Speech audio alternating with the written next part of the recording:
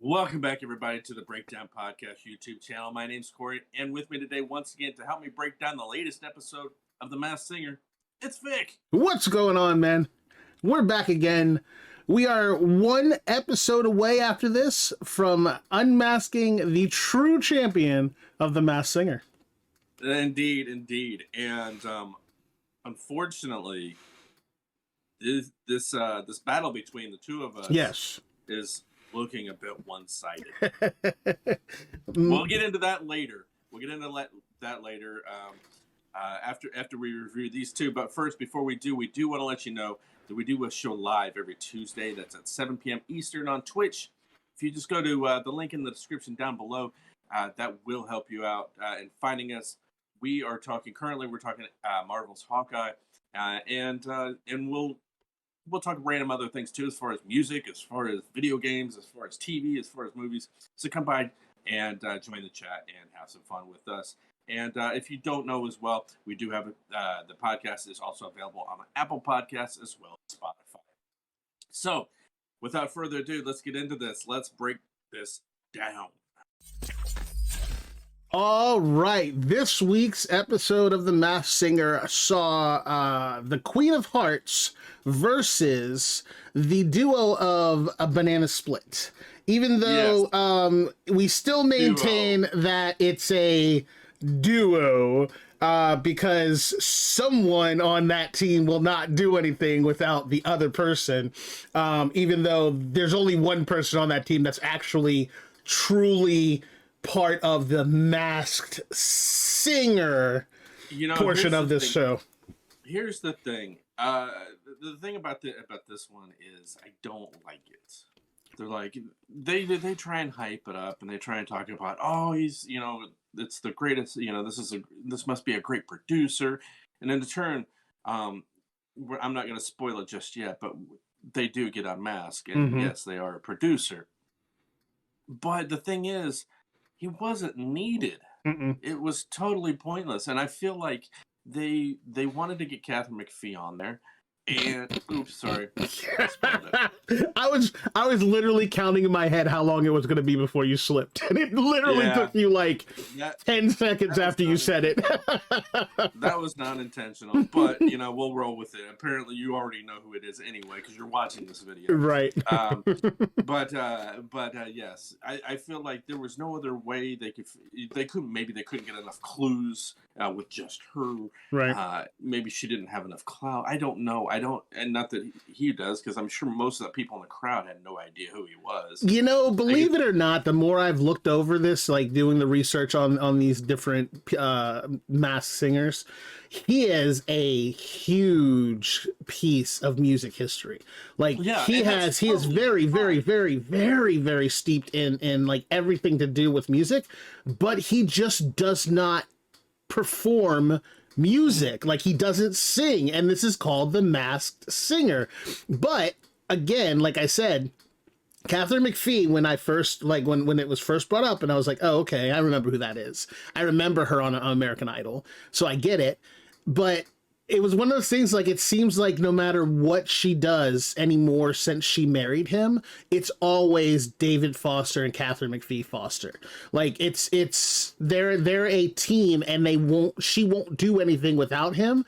And this is gonna sound pretty shitty, and I kind of feel bad for saying it, but it's almost like her identity is now, she's managed to link her identity to him, to where, like, whenever, like, if she wants to be recognized as the talent that she's obviously shown that she has, she thinks she has to attach his name to whatever she's doing. And honestly, after this show, like, I hope that she realizes, and this is just a stupid statement from a guy who doesn't matter, but I hope that she realizes, like, she can do this shit without him. Like, she's a great singer. She did really, really well on the show. Like, I am very impressed with her abilities, like the tap dancing. Like, she did great. But it just seems like anything that's attached to her anymore is like David Foster and Katharine McPhee. Like, hopefully she'll detach herself from that and realize like her talent goes far and beyond what he is and what their duo is, and she starts branching out a little bit more on her own, because like that's really what it's come down to. Yeah, I don't really know much about, the complexity between their two, because she said that they get, they get, talked about or something like that. Yeah. And I don't know anything about that. I personally don't care. It's because of the whole May-December relationship, right. Like because he's so old and she's so much younger than him. Like that was one of the bigger things that I remember being like this whole big like uproar when they first like got married and everything. People were like, "Man, why is she marrying that old guy?" Like, but that's like. Whatever. Yeah, I figured as much. That was probably the reason. And let's be honest, who cares? Right. It's not our lives. Let them do what they want to do. Right. They're happy. Fuck it. I don't care. But that being said, yes, I believe she could do this on her own. I think that obviously she was on American Idol, and I think she's put out at least one album. And then she proved on the show that she can sing. So I don't think that there needs to be that kind of connection. I think you're right. Yeah. If she is doing that, I don't know. I mean, but, the good thing is she's sleeping with a producer, so she doesn't have to worry about that producer situation. Like, and he's as big a name as he is in the industry. Putting her music out for her should not be a hard thing for them to do. So like there should be something positive out of it. Unless she's a really good actress or I'm just really naive. She seemed to really, have those feelings for him. So I don't even think it's, about. Oh no, they're like I said, after watching all the stuff that I've watched, doing the research on them and tracking down like the clues, like everything about their relationship is like solid. Like it's not like one of those like Hugh Hefner and the bunny models that he married type of situation. Like they're in a real solid relationship, but. It's just that, people don't look at that like, oh, it's an old dude that picked up a young girl, blah, blah, blah, a young chick, whatever. But, like, as soon as they took the mask off, she was all about, like, kissing him and hugging on him. And, like, there was real, genuine, like, it's not adorable. It's not that kind of thing. So, I said... I feel like she said, I feel like she said, I want to be on this show, but I don't want to do it without you. And the producers of the show said, fine, we'll figure it out. And that's what it comes down to. But he was just a distraction. And I mean, there's a rapper named Toby Nwenge that I listen to, and like, he won't do anything if his wife and his kids are not involved. Like, he won't do a show if his wife and his kids aren't invited to be in the building during the show. Like, and I think that's admirable. Like, and that's where her mindset is. Like, she wants to be with her husband. Fine, let them do the show together. That's fine. But again, don't concentrate on like. It would have been better if he had been like in the background and not been a main part of the whole process. I gotta ask a question though about Sure. That. Are there facilities that won't let them bring people on the tour with them? Yeah. If you're playing like a nightclub, if you're doing like a show in a club. You can't have kids in clubs sometimes. Okay. So even if they're just in the back, you can't do that because there's That's correct. Right. But so the venue has to be able to accommodate them, or he won't do it. Why would you knowingly schedule yourself at a club that kids can't get into? You don't always schedule yourself. You have clubs that are like, hey, we heard you're in town, we want you to come, and he goes, do you have provisions where my family can be with me while I'm there? And they go, well, not really. And he goes, no, I can't. Sorry, I'll do it somewhere else if you want, under your banner, but not at your venue. That's all. Oh, well, you made it sound like, there's some nightclub downtown that's wanting them in, and it's like, okay, well, we'll sneak them in, or it almost sounded nefarious. I mean, think about it. Like, so you own a nightclub, but you have a restaurant upstairs, or you have an apartment attached to that thing. That venue could do what he wants. Oh, yeah. You know what I mean? It's like something like that. It's just a point of contention where like. Some people are really about their families, and like it looks like these two are about that, and I think that's probably how this went down. And that's fine. Yeah, and that's great. If they've got that thing, that that's perfectly great. Yeah. And let's move on to the winner of the episode. The winner being Queen of Hearts. Yeah, and why she won. This episode, honestly, to me, I think this was the worst performance that both of these two groups did. Honestly, yeah, the music, like I feel like they chose. I feel like they chose music that stretched their range a little bit. Like they wanted to do something different. Queen of Hearts did this really like kind of soulful thing. She kind of did what Skunk and them were doing.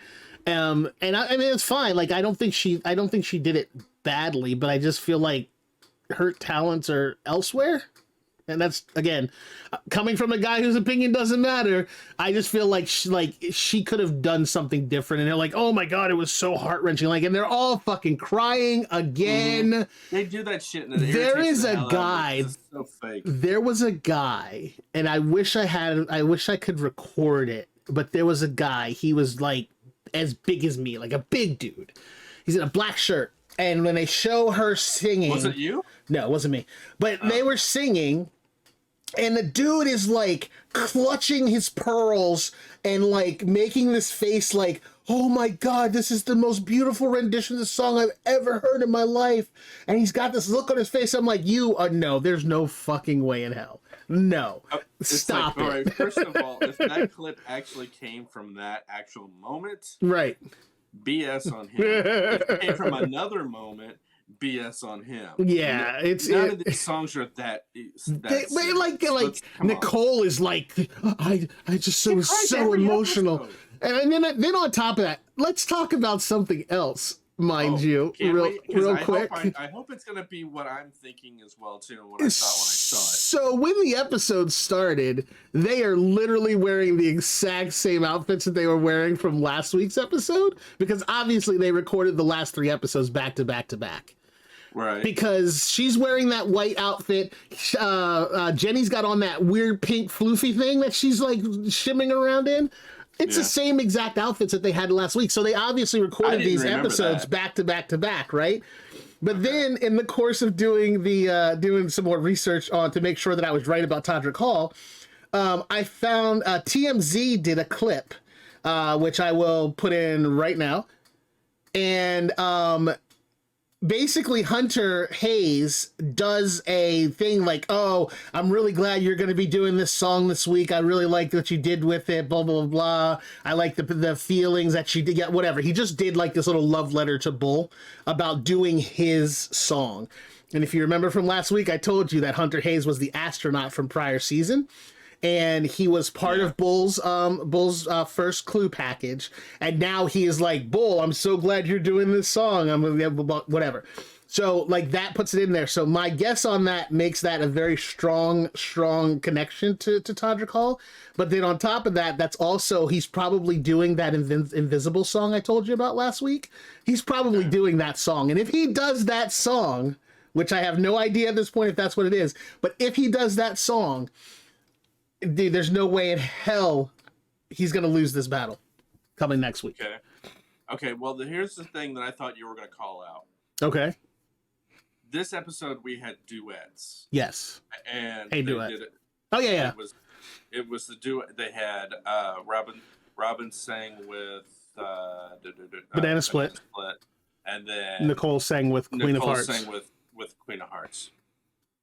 Now, did you notice the differences between the two judges when they finished singing? Robin got done finished singing, admitted that he was nervous and didn't want to screw it up for them, right? And didn't make it about himself, right? Because it's about them. What was the reaction that Nicole gave? Oh, Nicole's like, I haven't got to sing in so long. It's like, thank you. She immediately runs over and starts hugging them. It's like, really? Yeah. Really? And then get that out of here. You hate that little heart thing, don't you? I hate it. You know that's but that's what they're doing for Queen of Hearts. Like that's the thing they're doing for her now. Like they do the horns for the bull. Hey, they're McDonald's. Like they're McDonald's. They're the M in YMCA. Yeah, exactly. No, whoever started that whole heart rap, I don't like. It drives you nuts. I don't know why it drives you nuts, but it's hilarious that it drives you nuts. When you've got grown adults doing it, Come on, act like an adult. Yeah, it's a thing. It cracks me up. People grow the F up.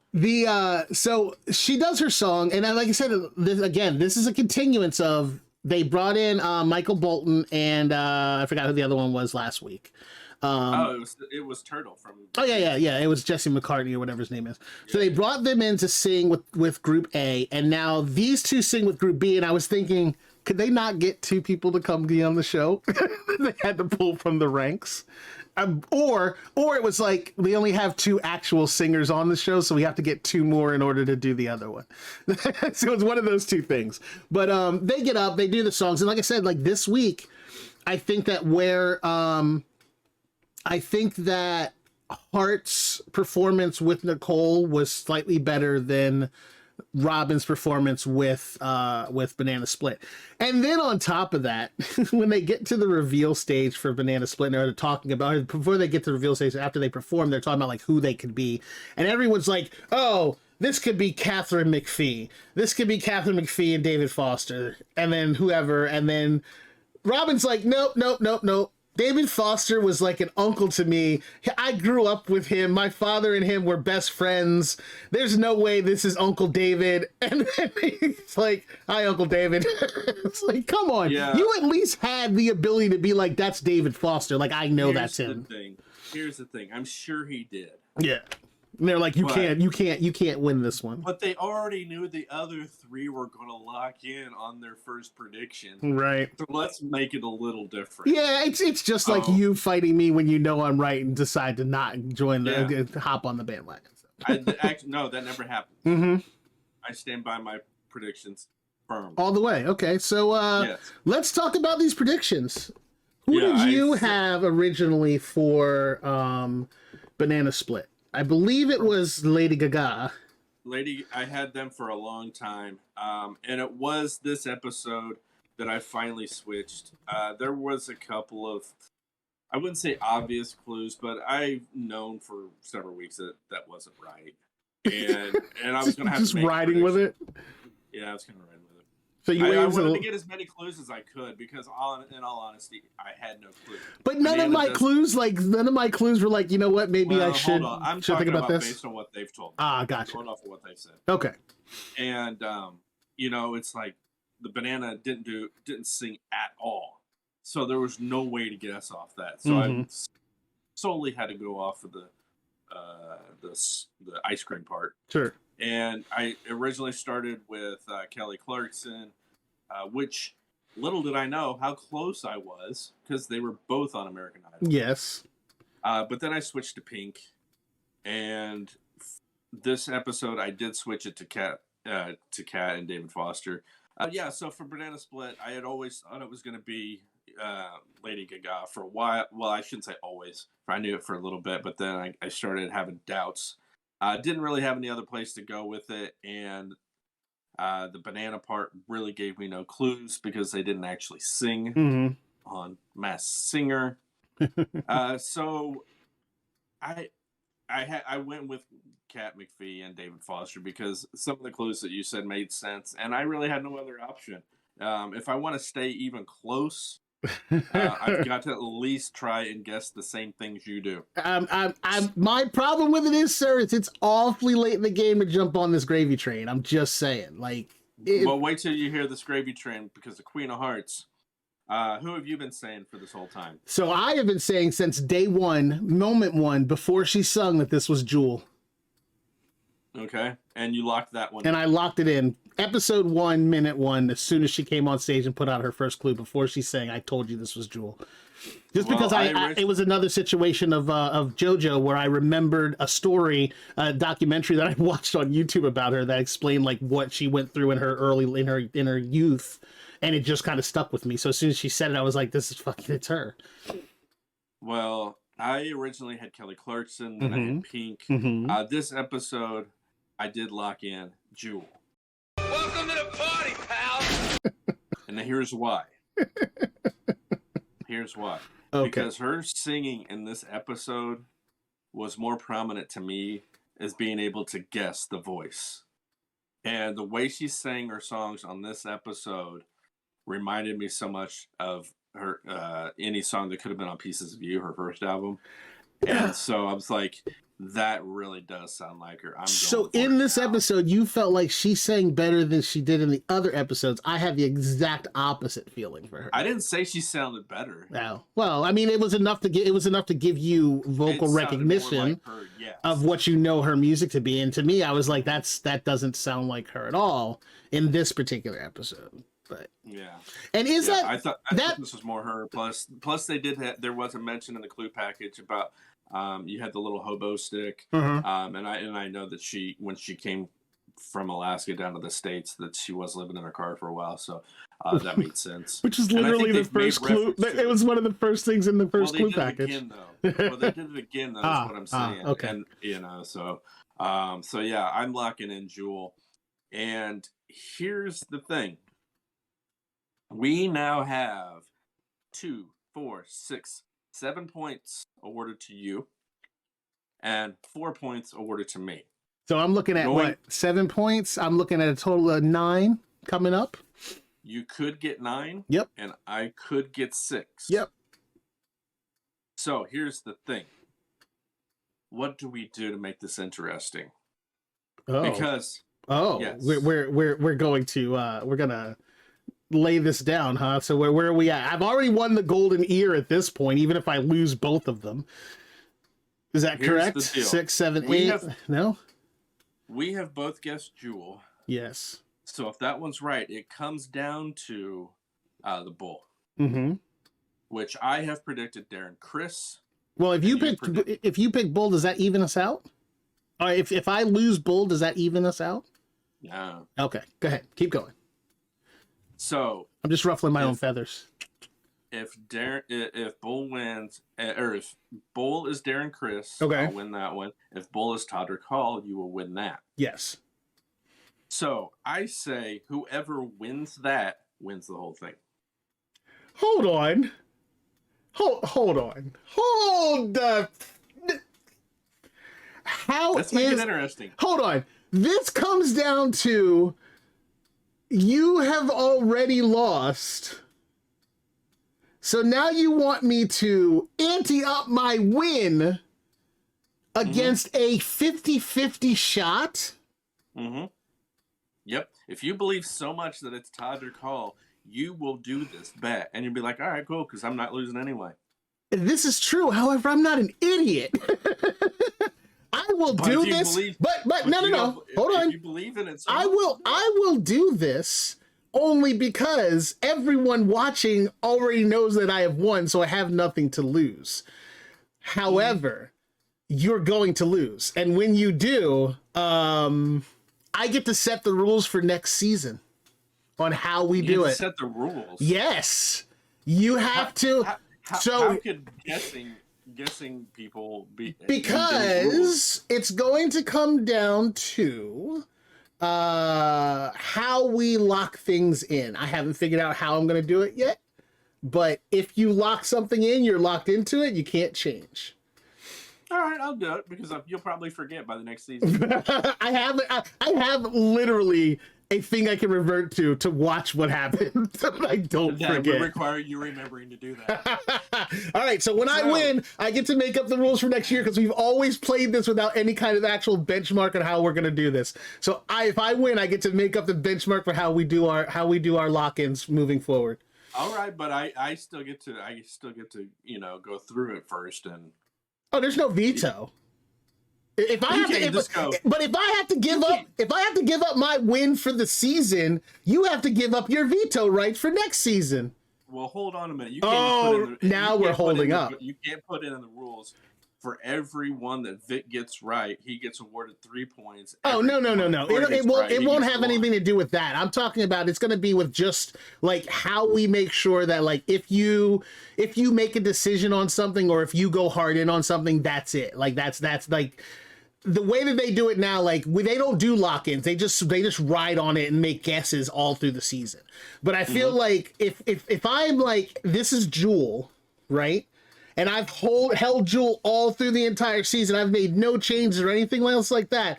But then, like, next week, and be like, you did it this week, but like next week you're like, you know what? Now that I think about it, I think that is Jewel. I'm gonna lock it in. Like you have to. I feel like we should have. My clues. Okay, no. Here's the deal. I don't know. I'll figure it out. But it's gonna have something to do with locking things in before the season, before the group finale. So it'll have something to do with that. I'll figure it out. But all right, you figure it out. If I have to give up my overall win because I've won already, then you're giving up your veto right on how we're gonna do next season's rulings. It won't matter anyway because I'll win. So check back next week and to find out who is the real winner. On behalf of Vic, That's me. thanks for watching. We'll talk to you next time. See ya. Corey's cheating ass.